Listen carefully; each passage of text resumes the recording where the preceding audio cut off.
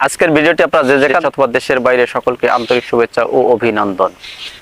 আজকের আলোচ্য বিষয় ধানের জমিতে লোনা লেগেছে, এটাকে আমরা কিভাবে সমাধান করব এবং অল্প খরচে। সম্মানিত ধান চাষি ভাইরা, ধান চাষ করতে গিয়ে বিভিন্ন ধরনের সমস্যার সম্মুখীন হতে হয়। এই সমস্যাটা সবসময় বোরো মৌসুমে বেশি লক্ষ্য করতে বা ফেস করতে হয়। এই বোরো মৌসুমে শীতের প্রভাবে ধানের গাছের চারা থেকে পাশকাঠি বৃদ্ধি হতে চায় না, যেটা চাক্ষুষ প্রমাণ দেখেন। এই গাছগুলো একবারে নুয়ে পড়ে গেছে। এজন্য আমরা এই পাশকাঠি বৃদ্ধি করার জন্য কম খরচে বা এই লোনা থেকে মুক্তি পাওয়ার জন্য যে গ্রুপটি সবচেয়ে ভালো কাজ করে এবং সেই গ্রুপটি নিয়ে এখনকার আলোচ্য বিষয়।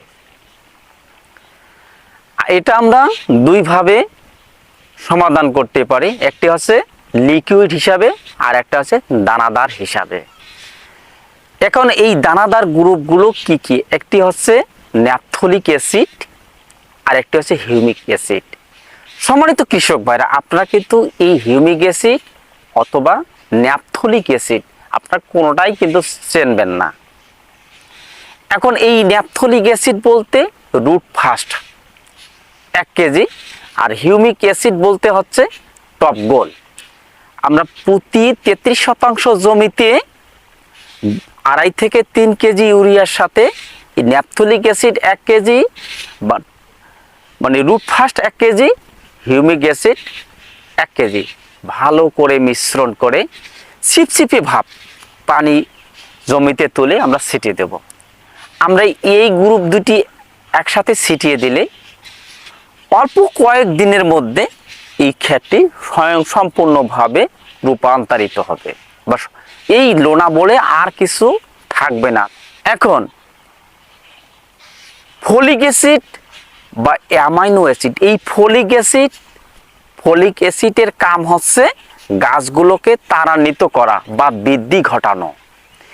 সেই সাথে হিউমিক অ্যাসিডের কাম হচ্ছে এটার নতুন করে পাশকাঠি বৃদ্ধি করানো বা ব্রাঞ্চ, ধান গাছের চারার ব্রাঞ্চ বৃদ্ধি করানো বা নতুন নতুন কুশি আসার জন্য শিকড় প্রশস্তকরণ। আমরা এই গ্রুপের আমরা ধান খেতে যেভাবে এই গ্রুপটি ছড়িয়ে ছিটিয়ে দিয়েছি, দীর্ঘজীবী লতাযুক্ত সবজি, কাণ্ডযুক্ত সবজিগুলোতে আমরা কিন্তু এই গ্রুপগুলো বা আমরা কিন্তু এই মরিচ খেতে ছড়িয়ে ছিটিয়ে দেব না। আমরা সবসময় মরিচ গাছকে পাতাগুলো সেভ করে আমরা নিচের দিকে এইভাবে ছিটিয়ে দেব, যেন পাতাগুলো উপরে স্পর্শ না করে। এখানে আমরা বেগুন বলি আর মরিচে বলি আর শশাই বলি, আমরা কখনো এগুলো পাতার উপরে ছড়িয়ে ছিটিয়ে দেব না। আমরা যদি ভুল করিয়ে ছড়িয়ে তাহলে পাতাগুলো কিন্তু নুয়ে পড়বে বা পাতাগুলো সব পড়ে যাবে। এই জন্য আপনাদের দিয়েছি দানাদার হিসাবে। এখন আমরা লিকুইড আকারে দিতে চাই। এখন লিকুইড আকারে যে দিতে চাই আমরা কিভাবে দেব এবং কোন গ্রুপে দেব? এখানে আমি লিকুইড আকারে 3টি পিজিআর এর নাম বলবো। বিভিন্ন কোম্পানি বিভিন্ন নামে এই পিজিআর গুলো বাজারজাতকরণ করেছে। এখানে সর্বপ্রথম বলবো ক্রপ প্লাস। এই ক্রপ প্লাস একটি পিজিআর, এখানে 2টি গ্রুপ রয়েছে, সিউট এক্সট্রা 18%, অ্যাঞ্জেলিক অ্যাসিড 20%। এই গ্রুপ দুটি একত্রে থাকায় আমরা সবজি থেকে শুরু করে সকল ধরনের ফসলের মধ্যে একটি অন্যরকম রেজাল্ট সৃষ্টি করে। সেই সাথে আপনারা যদি ক্রপ প্লাস এই প্রোডাক্টটি আপনাদের হাতের নাগালে না পেয়ে থাকেন, তাহলে লার্ক ভিট, এটি একটি অন্যরকম একটি পিজিআর, নাম না জানা কতগুলো পিজিআরের মধ্যে অন্যতম। এটি স্প্রে করার সাথে সাথে সবজি হতে বিভিন্ন ফসলে স্প্রে করা যায়। স্প্রে করলে মুহূর্তের মধ্যে ভালো রেজাল্ট সৃষ্টি করে থাকে। এইটুক পাওয়ার জন্য কোথায় যাব?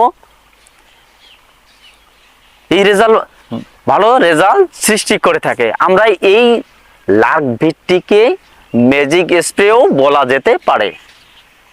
সর্বশেষ এবং সর্ব উৎকৃষ্ট যে পণ্যটি নিয়ে কথা না বললে না, আমরা প্রত্যেকেই কিন্তু ফ্লোরা চিনি। ফ্লোরা বললে আপনারা কিন্তু সবাই চিনে গেছেন বা বুঝে গেছেন যে আমি কি বলতে চেয়েছি। ফ্লোরা হচ্ছে একটি গুণ মান সম্পন্ন একটি পিজিআর।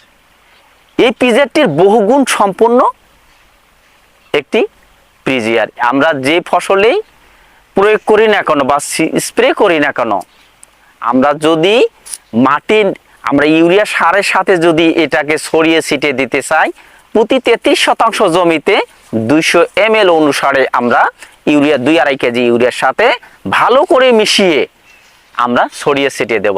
এখন আমরা এই গ্রুপটি আবার স্প্রে করব। প্রতি 1 লিটার পানিতে 1 ml করে দিয়ে পরন্ত বিকালে স্প্রে করলে অনেক সুন্দর রেজাল্ট পাওয়া যায়।